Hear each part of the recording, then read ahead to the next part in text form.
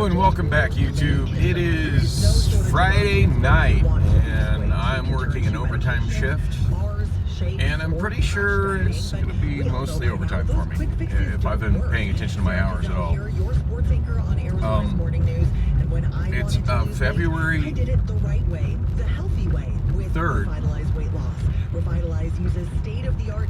2023, 6:29 p.m. And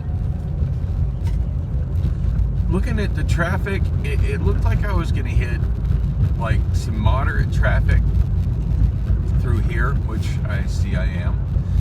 And also on I-10 until about 7th Street.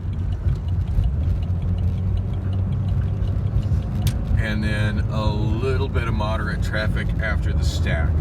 And other than that, it looks fairly clear, maybe a little bit at the 202, but I expect it's probably going to dissipate by the time I get over there.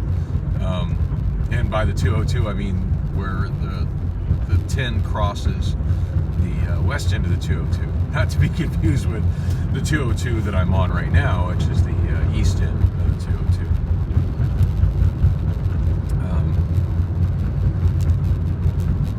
Yeah, that's really light for after 6:20, 6:30 in the evening on a weekday.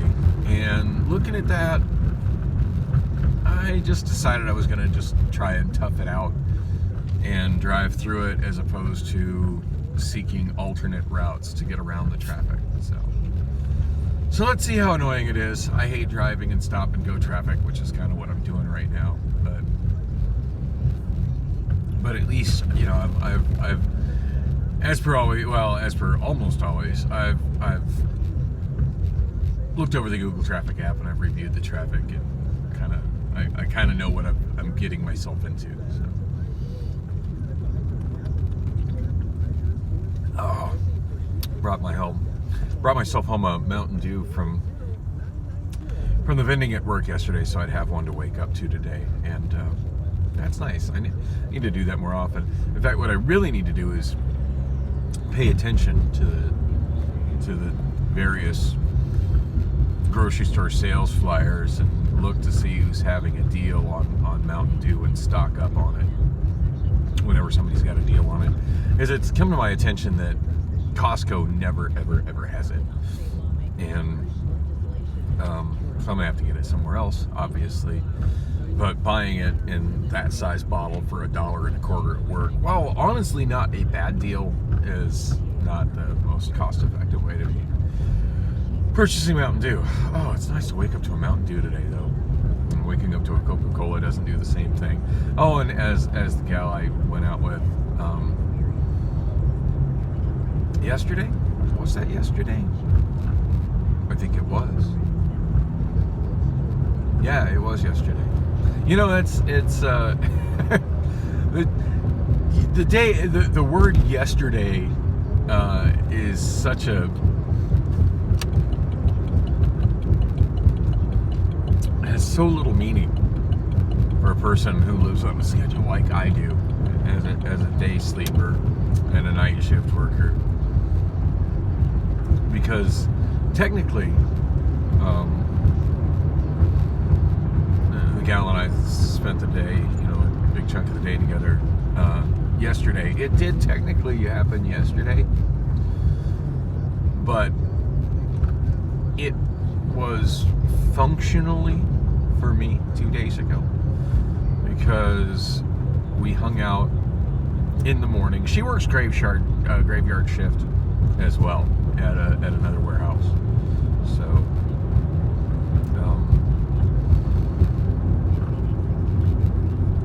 So yeah, she same thing. Like she's on a schedule very similar to mine, and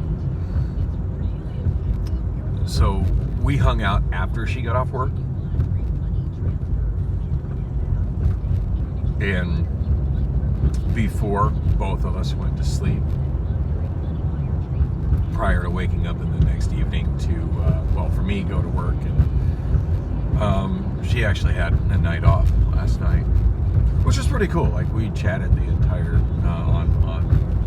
on text, chatted the entire night while I was at work. And at one point, I was finally like, "Hey, are you working?" Because normally she doesn't respond to me that quick in the middle of the night. Like she'll respond, because she's up, but like me, she's in a warehouse, so she can't really text unless she's in the bathroom or on a break.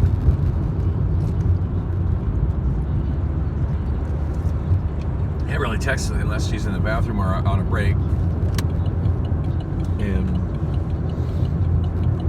And last night, like, she was pretty much responding just pretty much instantly, no matter when I text her. So it's like, oh yeah, okay, cool. So I thought that was kind of nice. Like, oh, you stayed up all night with me. How sweet. But that's just her schedule, which is just my schedule, which is kind of nice to be connecting with somebody that's like on the same life schedule as I am. But anyway, yeah, so technically we were hanging out yesterday, but for both of us, it was functionally the day before yesterday because, after we were hanging out. In fact, she had asked me to text her when I got home, which I did, and she didn't respond to that. And then I got a text back from her in response to that. I can't remember if I woke up and I saw that text or if it happened after I got to work. It's not unusual for like texts that I get while I'm asleep for me to not see them until my first break at work, or at least not be able to really respond to them. Like I'll see them like, oh, there's text there, I should probably deal with that, but not actually respond to them until my first break at work, just because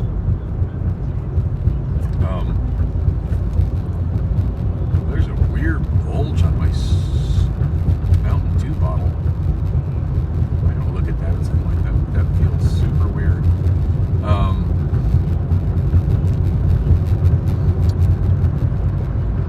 Because a lot of times, like when I wake up, I set my alarm so I can just wake up like kind of barely in time to get to work. And granted, sometimes I wake up earlier than that.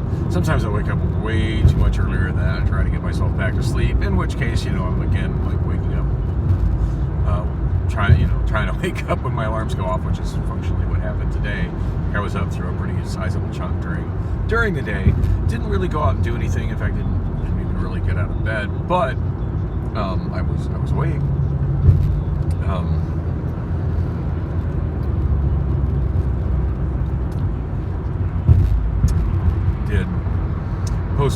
Posted another old chunk of my vlog on YouTube, one that actually took some effort to edit and piece together because it was a bunch of short chunks of video, and then I tried to edit the little chunks that I had.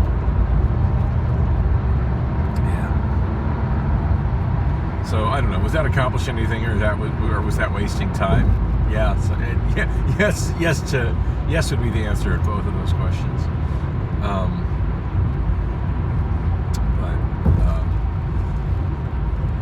It's always trippy to see two people go for the same lane directly in front of me like that. Is traffic not bad at all, though? Like as I predicted, there was a little stop and go and a little slowdown, and I'm hitting a little bit of slowdown here where I thought I might as well. But I consider this is tolerable. This is still quicker than surface street options or less direct freeway route options.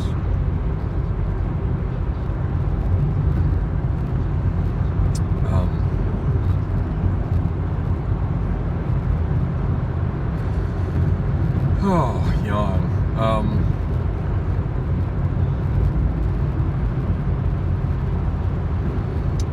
So yeah, gosh, anything else to mention? I'm trying to remember if I vlogged on the way home yesterday. I can't remember.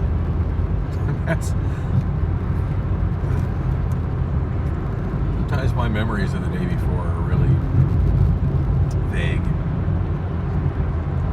And again, technically, was it the day before? Nope, it was Friday. It was Friday morning. This is Friday night. Those are different days for me.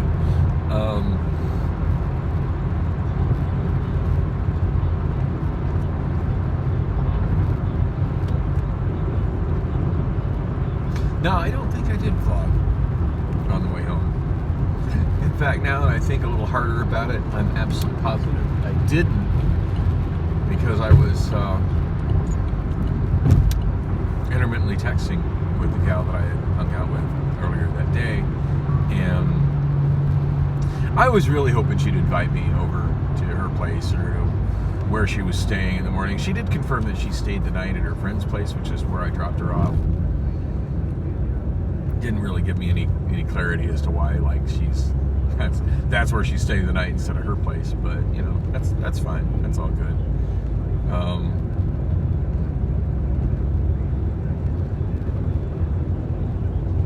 In fact, she kind of made it sound like she was watching someone's kids, but she didn't really say it that way.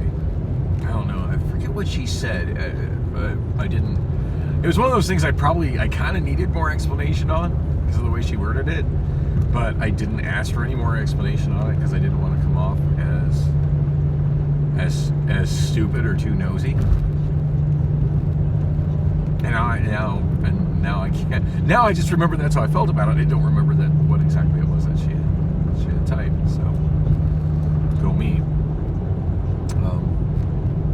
Well, it looks like not only did I make good timing to work, but it looks like I'm gonna get there kind of early because it's 6:36 on the clock. So add 3 minutes, 6:39, almost 6:40. I'm pretty much getting to work right on time. So kind of nice. I'm looking at not as many late days to work this week. So hopefully my UPT is building back up, because I never know when the next day is. I'm gonna just simply not wake up because I don't hear my alarms, or I'm too tired, or going through some kind of heavy depression and just can't force myself out of bed. And then there's also the option that I might use again, that I used for the first time last week, where people piss me off so much at work that it just feels good to leave. I didn't clock out that early, really. I clocked out 11 minutes early, but oh my God, that felt good. And it was nice to just I actually did throw PTO on it. Although Ariel told me that there's somebody that he knows. He mentioned her name, and I think I know her too, but anyway, and that somebody has been doing that with UPT and using it. Now at this point, I feel like I need to be more concerned about my UPT than I do my PTO. So I'd rather use the PTO since I have an abundance of PTO. But still keeping it in the back of my mind that that's potentially an option to utilize minutes of PTO by asking for it in advance. Of course, he did say that minutes of UPT by asking for it in advance. He did, however, say that has to be done in advance, which I guess I could have done. You know, I could have done that like right after I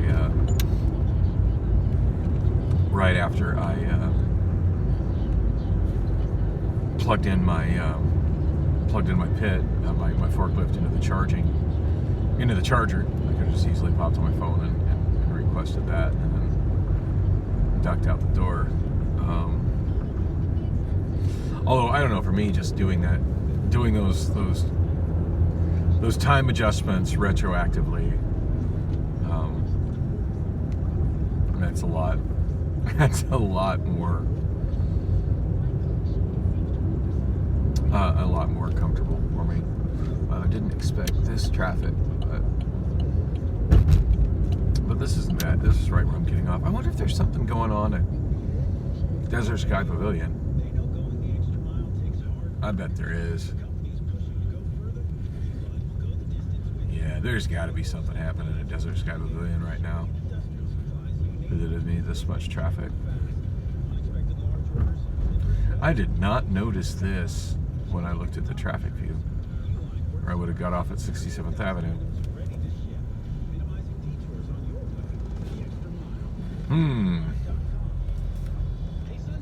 Now I'm debating as to whether I want to try to duck back into traffic and head over to I think I'm going to head on over to 83rd, because that is a ridiculous amount of traffic to be backed up on the 75th Avenue exit.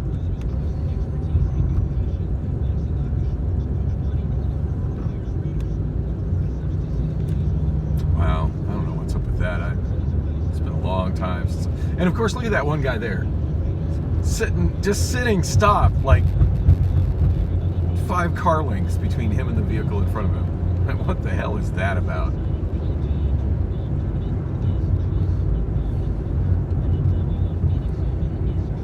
But yeah, still, that's more traffic than I want to sit through.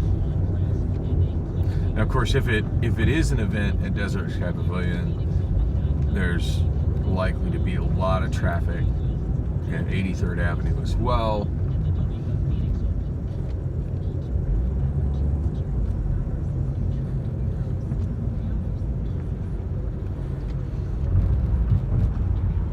You know, and the funny thing is, if you're going to Desert Sky Pavilion, hands down the most convenient exit to use is 79th Avenue on the left there. But there's never shit for traffic on that exit, even when it would be a convenient time to use it. Most people just don't seem to be aware that exit even exists or goes anywhere.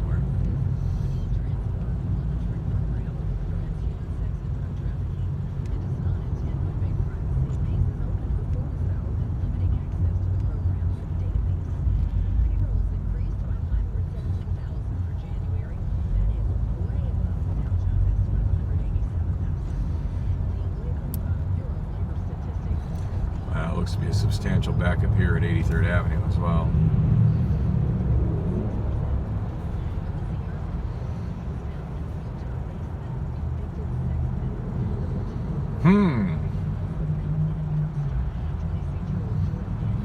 Of course, my next option is to backtrack from 91st,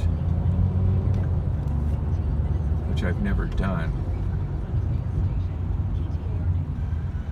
So I don't know how functional that is.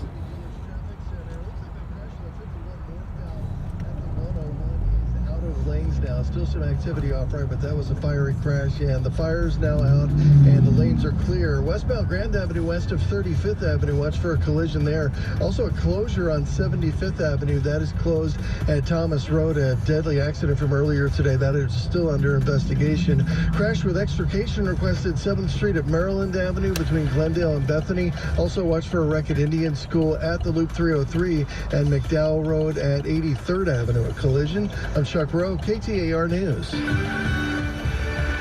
going to be right around 46. It could just be traffic, and this could just be traffic and people trying to go northbound dealing with accidents. 75 degrees. I'm trying to get off here. We are going to drop back into the scary. Upper 60s first part of the week. Right now, Yeah, that could just be afternoon rush traffic and people not being able to move northward.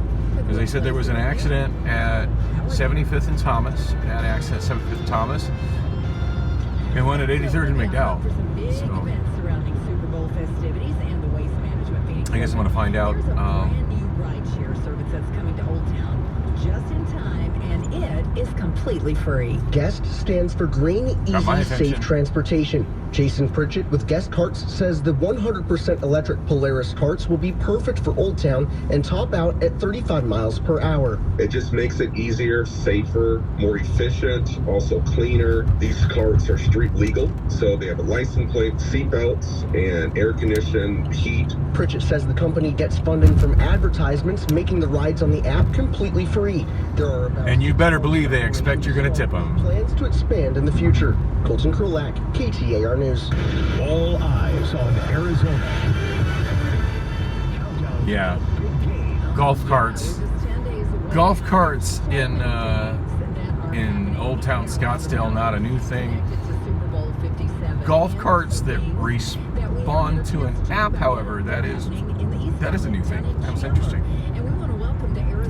Gonna have to look that up, see what that's about. Former Arizona Cardinals player, Big Michael Bankston. How are you, Michael? And see what happens if I ride one without tipping. Hey, Becky, I'm great. I expect I'll have a very disgruntled driver. Thank you for allowing us to promote these activation that's going on in the East Valley. You got it. So one of the things I want to focus on, Well, Michael played for the Cardinals for as predicted, there's no traffic on 91st Avenue Although I don't know This is a touchdown sports and education if, workshop that you and some other former players are going to be hosting. I don't know if Roosevelt goes through from over here. I don't think it does. For the Arts. It's free. In fact, I'm reasonably sure it does not. And you're to kind of guide them through life. One of the things I wanted to ask you, Michael, is, you know, Shit, where's the Obama phone? oh, I want to be a football player when I grow up. Trying to see if I can look at Google Maps from my Obama phone. What their chances are of actually making that dream happen. And a red light. Oh, no. Of course, when I want a red light, it never lasts that long. That's crazy how that works. Well, my memory is telling me that absolutely nothing goes through to the left until I get to Van Buren. So even though I've got a light here at Latham Street. Oh yeah, now Latham's got boards on it. Paseo de Lucas, downtown Tolleson. That's a new sign I've never seen before. That's festive. Oh man, I'm driving through downtown Tolleson. I might end up being late for work after all today. I was making such great time too. You know, and now I'm thinking about it, I don't think when I was looking at the traffic view, now that street goes to the left, Lillian Lane, McKinley Street to the right, although I think it's going into a historic subdivision on the left called Tolleson Farms, and I don't think there's any way, I think that's a self-contained neighborhood. Like, I don't think there's any way to go in there and then get out on the other side. If memory is serving, these are like deep cab driver memories that I'm reaching into when I look in that direction. Now, I'm pretty sure I need to go down to Van Buren.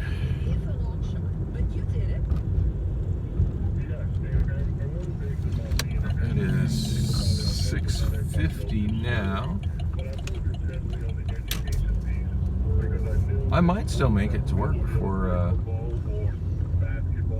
my 5-minute grace period runs out. Although, to be honest, at this point, my big motivation to get to work on time isn't as much trying to make that 5-minute grace period and, you know, not be clocked in late. I could give a crap about that, because I know I've got plenty of PTO and I've got plenty of UPT, and I've been with Amazon long enough to realize that as long as you've got those numbers in check, there's just really no penalty for showing up to work late. Unlike damn near every other job on the planet, the only speed limit 25. I'm doing 30, and this just screams speed trap. So I need to be not speeding here.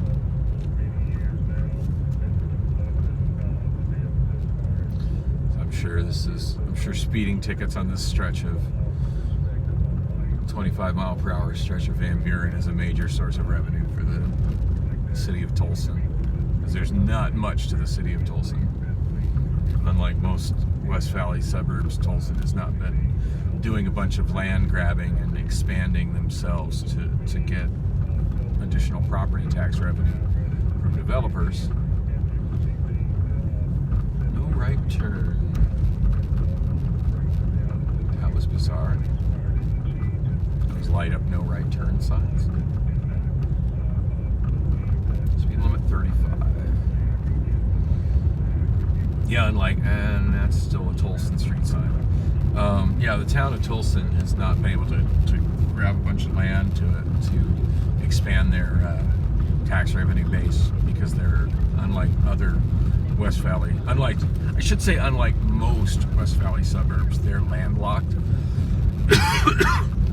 I was going to say unlike other West Valley suburbs, but there are other West Valley suburbs that are landlocked, that are similarly landlocked. First one that comes into mind is Litchfield Park. Much like Tolleson, Litchfield Park is very small and very landlocked.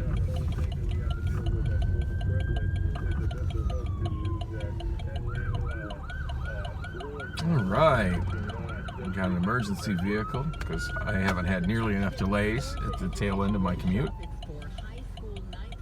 And somehow we didn't get left arrows. sworn I was on the second sensor in time. Apparently not.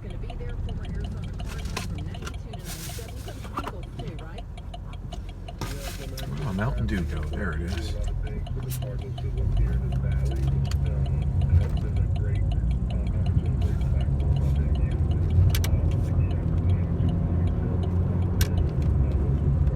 Vehicle behind me was swinging extra wide on his left turn and was trying to pass me on the right.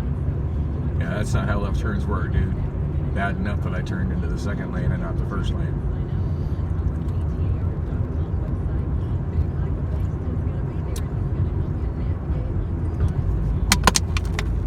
Well, speaking of that being not how left turns work, so there's a channel, and I forget the name of it.